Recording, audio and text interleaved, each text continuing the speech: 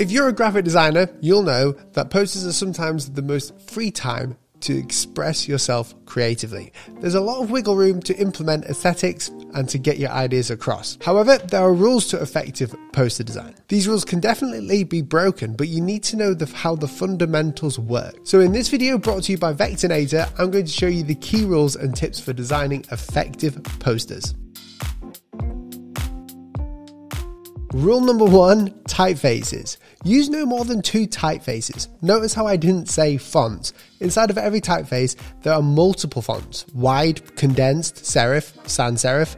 Using multiple typefaces can make posters really busy and hard to read, so stick to 2 typefaces and use the fonts within those typefaces to help with the layout and hierarchy. Rule number 2 is visual hierarchy. Visual hierarchy is the organization of elements within a design. Generally speaking, within most posters, you'll have to have a headline text to attract attention to get the main point across of the poster.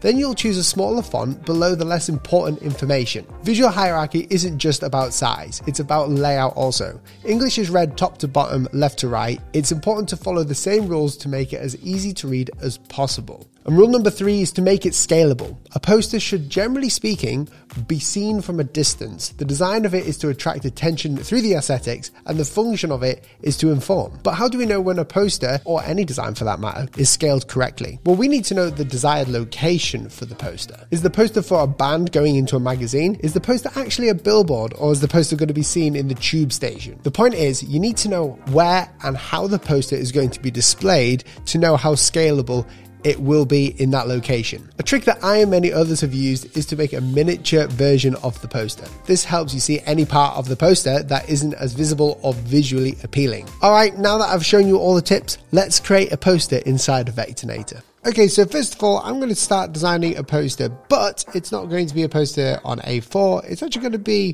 1920 by 1080, which is what I normally use for thumbnails and YouTube. So I'm going to use that, as it kind of works in the same way. We need people to see it at small scales.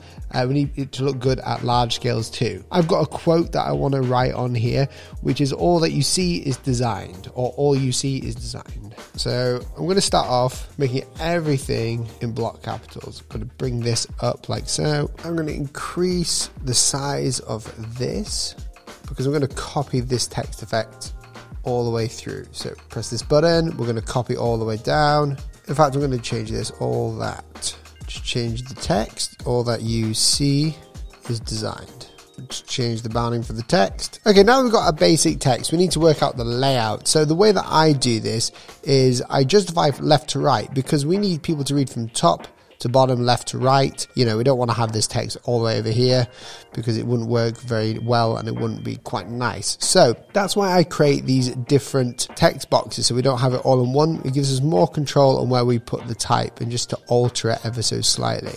So I'm going to align them all like so. Then I'm going to highlight them and I'm going to go to the style part over here. I'm going to go create outlines from text on each of these. This gives us more control because now these are sort of shapes, they're not just text. We can't edit that. We're going to increase this. Now obviously this is in a 16 by 9 format, so it's landscape, it's not portrait, but you do the same thing in portrait, it would work exactly the same way. Notice that I've not really changed the colors yet, I'm just looking at the layout. I want to make sure that this all has a decent layout, that it works well, that the size of the typography and the way that it works together is all in conjunction. I like that. What I'm going to do is I'm going to go to my layers and we're going to make a background layer so we can change the color here. We're going to go for this kind of yellow here in the background and I'm going to change the layer stack like so. Now the reason why I haven't grouped anything yet is because I'm going to be changing some of the text to make it a bit more interesting. So I'm going to lock that rectangle in the back so we don't mess around with it by accident. We're going to change the color of the text as well. I'm just going to put it to black for now.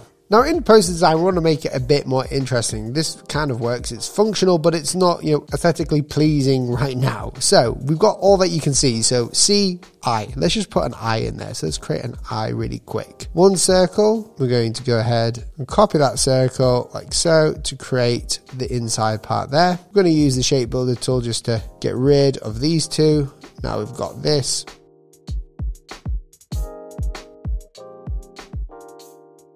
Get rid of that one, flip this around, create another circle for the eye, And again, with the shape builder tool, just get rid of that. And we can mess around with this a little bit. And we're going to change the color because this is going to be the accented color. And we're going to change it to like an orange. That works well with this colored background. In fact, make that wider. It's just a very simple shape just to get the idea across. We're going to put that here for now. With the E, we don't have to actually just use the E like this. We can actually change the colors of specific parts. The way that I'm going to do this is go to a box option here. So choose the rectangle like so, and just miss out the main stem. So literally just over the top of it, we're just going to create 3 lines, get rid of this one. We're going to group these together and drag it over here. So that still says C, which is pretty good. We're going to do the same over here for the O. We'll make this a bit more abstract. And with the U, I'm actually going to do the same thing again. We're just going to abstract everything to get the idea across. But I want it to be a perfect square. So I'll hold my finger down when I'm writing on it. Take these two. I'm going to change the corner radius to 100%. Then I'll probably move this up slightly, move this back down. Now the color of this, we'll choose like a purple. There's our second accent color. We can do a lot of other things around, but to make it a bit more balanced, because that's another sort of principle in design, is balancing it out. We don't want everything just to be centered, you know, all the good stuff's here. We want it to be around everywhere else.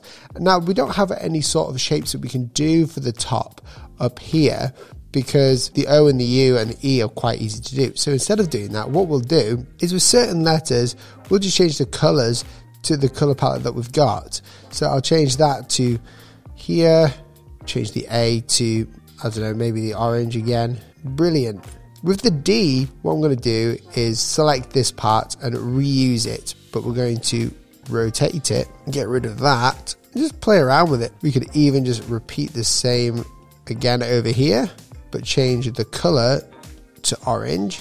That looks pretty good to me. With the N, we're just going to do a box for now. Now this was inspired by another poster that you'll see here, completely inspired by them, because it's a really nice design and it really shows the fundamentals of good poster design. And then we have a poster that works pretty well by itself. It's using fundamentals of design. It's very simplistic and you can do a lot with this. So don't let the time frame of me being here change the way that you go ahead and spend even more time. What we've done here is simplified it all the way down. And I wanted just to show you this cool sort of art style as well within the poster design. I hope you enjoyed the video. If you have any questions, feel free to leave a comment down below and I'll try and answer them. If you did enjoy the video though, please like and subscribe. If you didn't like the video, press the dislike button twice and I'll catch you in the next video. See you soon. Goodbye.